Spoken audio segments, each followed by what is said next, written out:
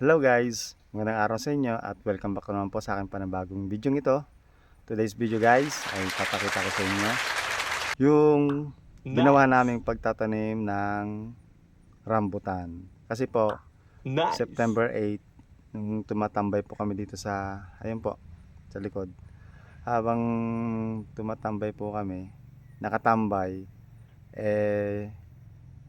kumakain po kami ng prutas na rambutan. Then napag-isipan namin ni Mrs. na mag-try magtanim ng buto ng rambutan. Hindi ko nga alam na kung yun ba ang tama. Basta kasi wala akong experience try magtanim ng mga ganong klase mga ano. Ah, hindi naman kasi ako magbubukid actually. Ako ay laking punong, laking palisdaan. Kaya sinubukan namin magtanim ng kinain namin na buto ng rambutan. So yun, nabuhay po. At ito po papakita ko sa inyo sa loob ng ilang linggo. September 8, ano na ba ngayon? 24. Halos isang buwan at kalahati. Hindi 24. September 17 yata ngayon. Ano ba yan? Pati ba naman petsa, nakakalimutan ko. Ulyanin na yata ako. Dami kasi iniisip. Alam ang petsa ngayon. Yun na nga, September 14. September 14 pala ngayon. Ano ba? October. October 20. Sus! Ano pa yan? Talagang limot na ang petsa. October 20 pala ngayon. So, tinanim ko to September 8. Ngayon October 20. So, October 8, 1 month. Then, plus 20. October 20, ilang ano pa ang nadagdag? 12 days. Almost, ayun na nga, almost 2 weeks. 1 month and 2 weeks ang pinaka-estimate ko. Ayun na, ayoko na mag-isip pa, mahirap magkwenta naman exactly ang inabot. So ito po, papakita ko sa inyo yung kung gaano na siya kalaki yung tubo niya. Okay guys, ito. Ayan na po guys. Nice. Kitang kita ang ebidensya. Isang buwan at kalahati. Ito po ang nagkaroon ng tubo. 3 lang ang naka-recover. Pero ang itinanim ko po dyan, hindi ako nagkakamali, yata mga 5-6. Kaya lang 3 lang ang nabuhay. So ito na lang yung aming itutuloy na mabuhay siya hanggang sa lumaki. Then pagka nasa gustong gulang na pwede na naming ita-transfer na namin siya kung saan sila dapat na lumaki. Tignan nyo, surprise nga kami, akala nga namin hindi mabubuhay, yung pala buhay pala. Yung pagtatanim namin yun parang trip lang. Hindi namin alam kung mabubuhay o hindi, o ganun ba yung tamang proseso ng pagtatanim. Dito kasi kami ngayon sa aming pinapagawang bahay. Ayun na po, may bubong na po siya. Tapos yung asawa ko ito, ganun pa rin as usual, linis pa rin ang linis. Si mukhang linis ito. Kaya pagka may time talaga, mapasyal-pasyal kami dito sa aming farm. Oh, naligo ako bago ko balik sa bahay. Baho mo. Ha? Baho daw. So, ito po yung aming bahay. Parang farmhouse. Rest house, ika nga sa mga mayaman. Pero sa amin, bahay na talaga to.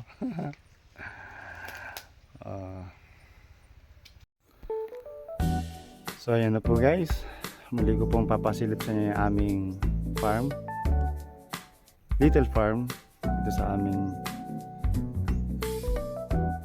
farmhouse na rin syempre. Kasi farm na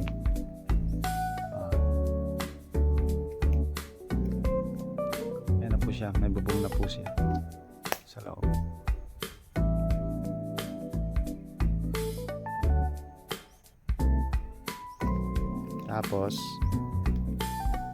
Kahapon po ang lakas ng ulan. Kaya silip tayo dito sa ilog. Yung ilog ano po, baha. Kaya medyo malubog siya.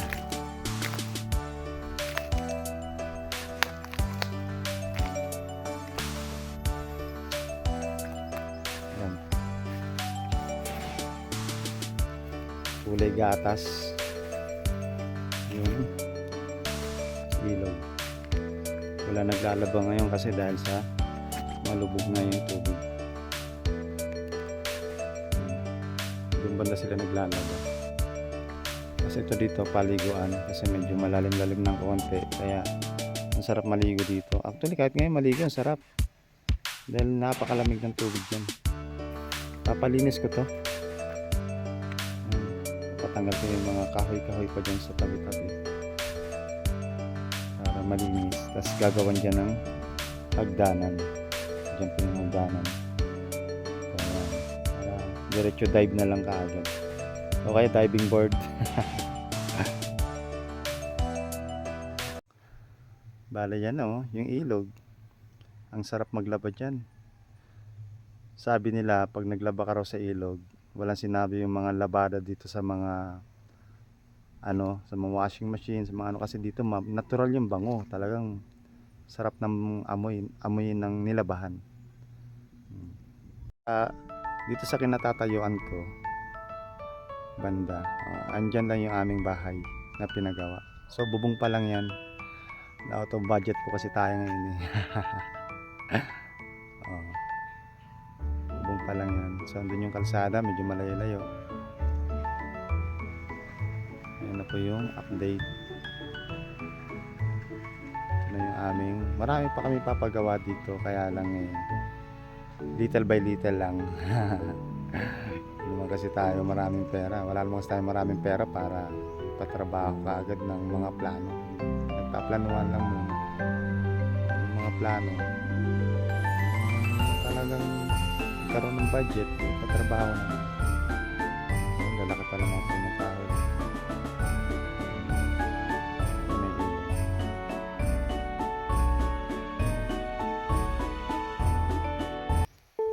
Siyempre, andito na rin lang naman, hindi update ko na rin kayo dito sa aking mga tinanim na mga pinya.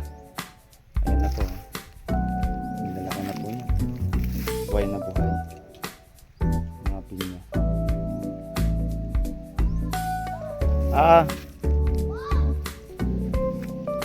Tapos sa kabila. Punta ako sa kabila. Ito, lalaki na buhay na yung mga pinya. Pinya. Ayan pa. Kalat-kalat yan. Dito pa. Doon. Kaya lang guys, medyo kumapal na yung mga damo dahil nga sa ilang linggo kami hindi nakapasyal dito. Papalinis na naman ulit namin.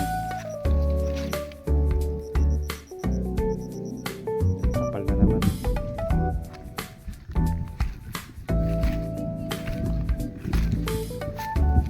Ito, may tanim pa ako dito, pinya.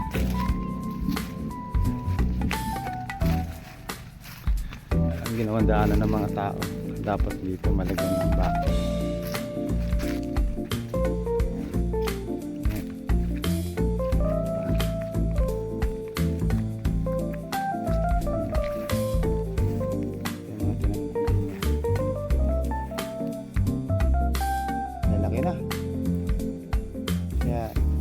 Next season nito, pag nagtibunga ng pinya, bubunga na pa. Then, yun yung asawa ko na bumuto. Tapos, andun yung pinapagawa namin bahay. So, malayo pa. Hindi na makita dito dahil napakapal pa naman kahoy. Pero darating ang panahon, malilinisan na talaga to at mababakuran. Ganda ng mga palay. Ano na, hinog na hinog na. Na-harvest na sila ngayon. May tawag na ani.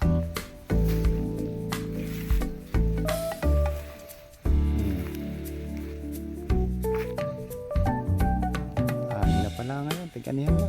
Ang bilis nila. Tulin. Simula sila 20 minutes. After 20 minutes, yun na kagad yung daanan nila. Dalawa lang sila.